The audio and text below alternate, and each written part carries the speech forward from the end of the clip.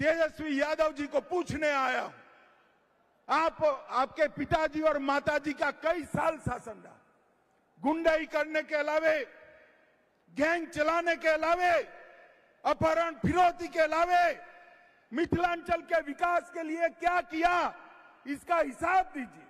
लालू प्रसाद यादव जी, कुछ किया हो तो यही मैदान में आकर जरा बता दीजिएगा और मां जानकी का दर्शन भी करिएगा तो आपका उद्धार हो जाएगा। ऑपरेशन सिंदूर करना चाहिए, नहीं करना चाहिए, ये लालू एंड कंपनी को मालूम नहीं है।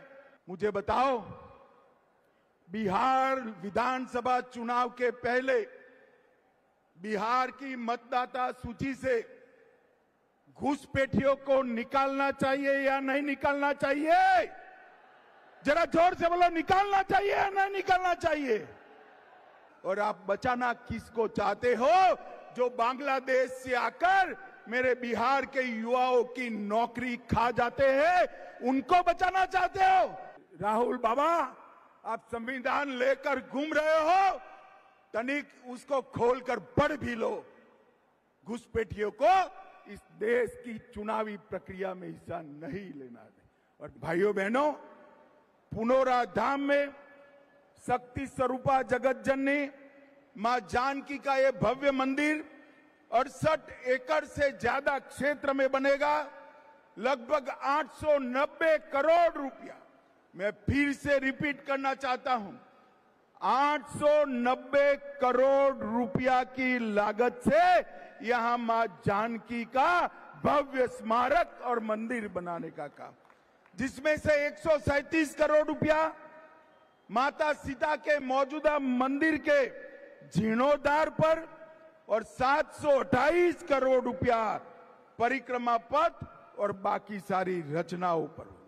यहां पर परिक्रमा पथ, ध्यान केंद्र वाटिका, धार्मिक जल स्रोतों का पुनः निर्माण, धर्मशालाएं, भोजनालय, चिकित्सा सुविधा और डिजिटल गैलरी में मां सीता का जीवन चरित्र और रामायण की कथाएं बताने का यहां पर एक बड़ा प्रयास किया जाएगा।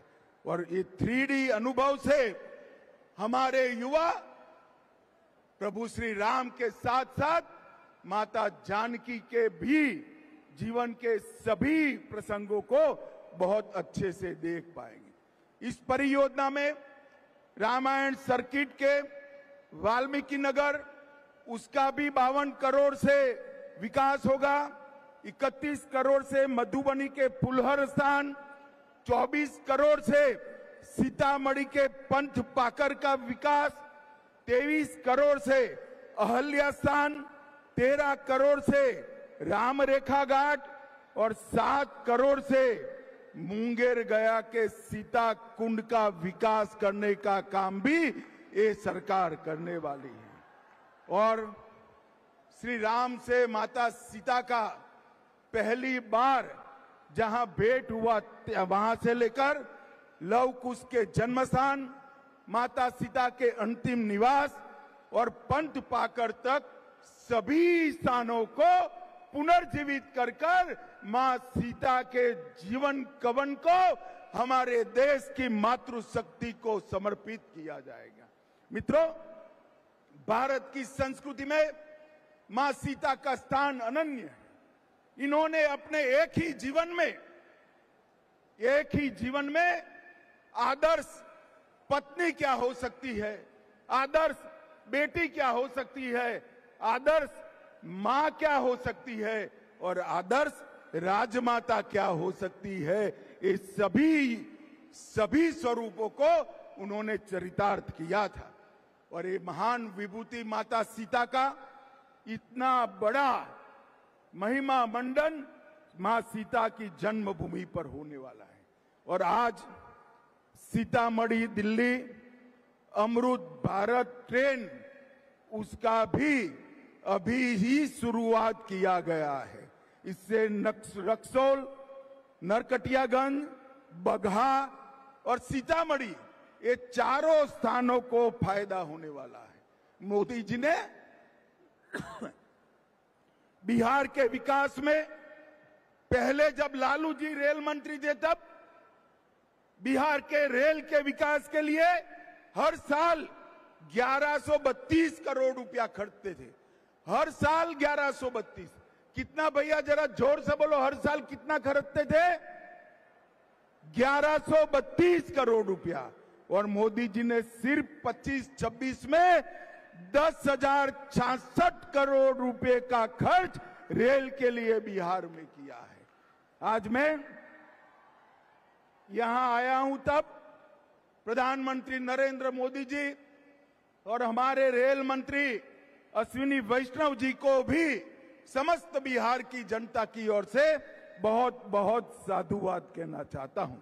मां जानकी की जन्मभूमि पर ये जो भव्य मंदिर बनने जा रहा है, मैं मिथिलांचल वालों को कह रहा हूं, ये सिर्फ एक मंदिर नहीं है, ये मिथिलांचल और बिहार का भाग्योदय का शुरुआत है, भाग्योदय का शुरुआत है।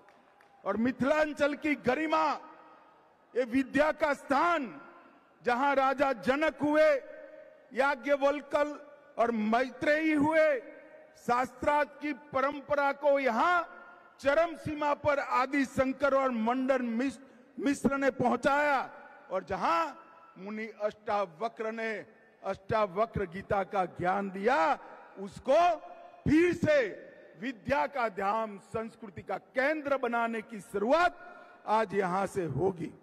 एक जमाने में कांग्रेस का शासन था, देश भर में बम धमाके होते थे, बम धमाके कर कर पाकिस्तान भाग जाते थे आतंकवादी, कोई पूछ लेने वाला नहीं था।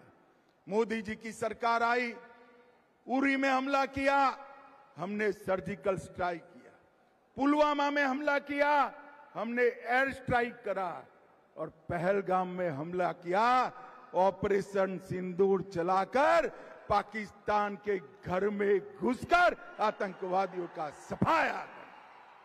और एक कांग्रेस पार्टी एंड लालू, ये लालू एंड कंपनी पार्लियामेंट में ऑपरेशन सिंदूर का विरोध कर रही। मैं पूछने आया हूं, मिथिलांचल वाले ने, मोदी जी ने आतंकवादियों को जवाब देना चाहिए या नहीं देना चाहिए? अरे जोर से बोलो, देना चाहिए या नहीं देना चाहिए? ऑपरेशन सिंदूर करना चाहिए या नहीं करना चाहिए? ये लालू एंड कंपनी को मालूम नहीं है, ये नरेंद्र मोदी की सरकार है, भारतीय जनता पार्टी और एनडीए की सरकार है। यहां पर देश की सुरक्षा के साथ खिलवाड़ करने का किसी को अधिकार नहीं है। भाइयों बहनों, बिहार में चुनाव आने वाला है। मैं यहां आया, उसके पहले पूरे अखबार भरे पड़े हैं कि एसआईआर होना चाहिए या नहीं होना चाहिए। अब मैं तो भारतीय जनता पार्टी का कार्यकर्ता हूं, मंच पर सारे एनडीए के लोग हैं, मगर मैं तो जनता को पूछना चाहता हूं, भैया घुसपैठिए को मतदाता सूची से निकालना चाहिए या नहीं निकालना चाहिए? अरे जोर से बोलो, निकालना चाहिए या नहीं निकालना चाहिए? चुनाव आयोग ने एसआईआर करना चाहिए या नहीं करना चाहिए? अरे मुझे बताए लालू प्रसाद जी, किसको बचाना चाहते हो?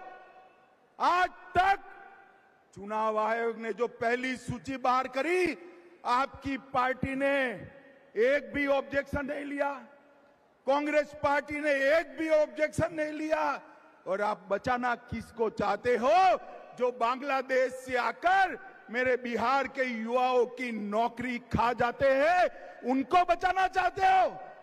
मुझे बताओ मिथिलांचल वालों, एसआईआर मतदाता सूची से घुसपैठियों को निकालना चाहिए या नहीं निकालना चाहिए? स्पष्ट संदेश दीजिए लालू एंड कंपनी को।